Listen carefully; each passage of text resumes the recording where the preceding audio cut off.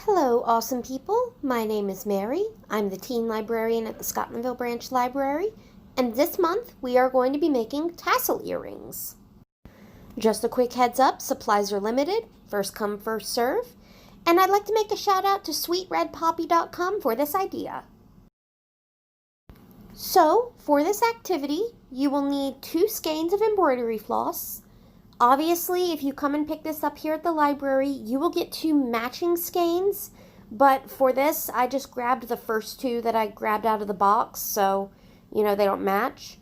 You will need 2 earring hooks, you will need a square of cardboard, you will need scissors, and these are optional things, but if you have a comb, it helps. And if you have jewelry glue or super glue, that also helps. But again, those 2 things aren't necessary.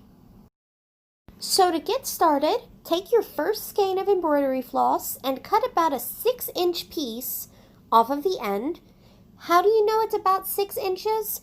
What I found is from the tip of your middle finger to about the base of your wrist is roughly 6 inches. Obviously, if you have big hands, you'll cut off a little bit extra, but that doesn't matter. If you cut a little bit more, that's fine. If you cut a little bit less, that's also fine. Make sure you do the same thing with the other skein. Don't cut 2 6-inch pieces off of one skein because you want to make sure these tassels look as even as possible.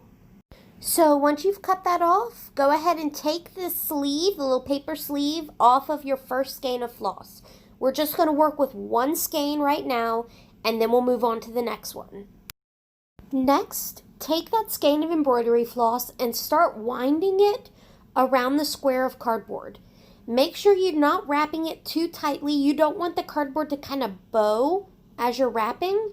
You want to try to keep that cardboard flat so you know that your floss is going to be kind of even on both sides of the cardboard.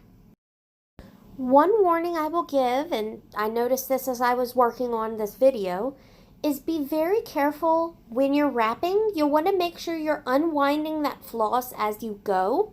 Because if you're not, the floss will start to bunch up and knot up and get all tangled and snarled. And you can see that I've got a pretty bad snarl right there.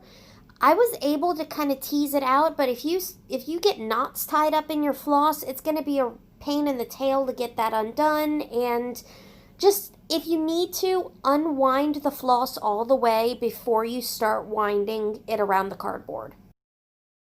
So once you've finished winding your floss around the cardboard, you've used up all the floss and it's all wrapped up around the cardboard now, take your scissors and cut at the top and at the bottom of the cardboard. So you'll have a whole bunch of thread. You'll have 2 bundles, one from the front of the cardboard and one from the back of the cardboard.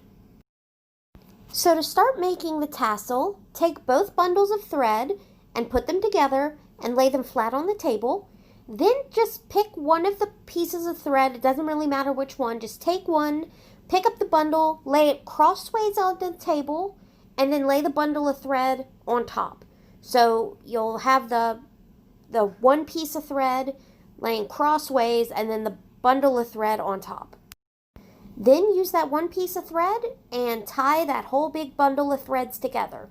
Tie it into a double knot and tie it as tightly as you can. Then take that bundle of threads and just fold it in half at the spot where you tied that double knot. It'll start to look kind of like a tassel now. Make sure the string that you use to tie the double knot is pointing up and all the fringy bits are pointing down. Now let's make this tassel look a little bit more like a tassel. Do you remember that 6-inch piece that you cut off right at the beginning? Now you want to tie that around the tassel about between 1/4 and 1/3 of the way from the top. Tie it into a single knot, tie it as tightly as you can, then flip it over, tie another single knot, tie it as tightly as you can, and then once again flip the tassel over, tie it this time into a double knot, and again tie it as tightly as you can. Trim the ends of that thread. And if you have some jewelry glue or some super glue, put a tiny little dab on that knot to keep it secure. So now we're going to turn this into an earring. Thread the earring hook onto one of the strands of floss sticking out of the top of the tassel. Doesn't really matter which one, just pick one. If the floss is starting to unravel, twist it back together because you want to make sure all of those little individual threads all get into the loop of the hook.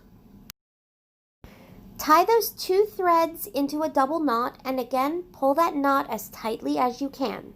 The knot should be able to sit inside the loop of the earring hook. Then trim the ends of that thread short. Again, if you have some jewelry glue or some super glue, put a tiny dab on that knot to keep it secure. Alright, and that is one tassel earring done. If you are happy with the way it looks, you can go ahead and repeat all of these same steps for your second earring. If your tassel looks a little tangled up, the fringes are kind of tangled together, you can take a wide tooth comb, or you can even use your fingers and gently comb through the fringes of the tassel to kind of even them out. But if you want the fringes of your tassel to be more even, just take your scissors and trim the bottom of the tassel so all of the little fringes are more even. And once your first tassel is to your liking, you can go ahead and repeat all of these steps to go ahead and make your second earring, and then you'll have a beautiful matching pair. I hope you enjoy making this as much as I did. Thanks for tuning in. Stay awesome and have a great day.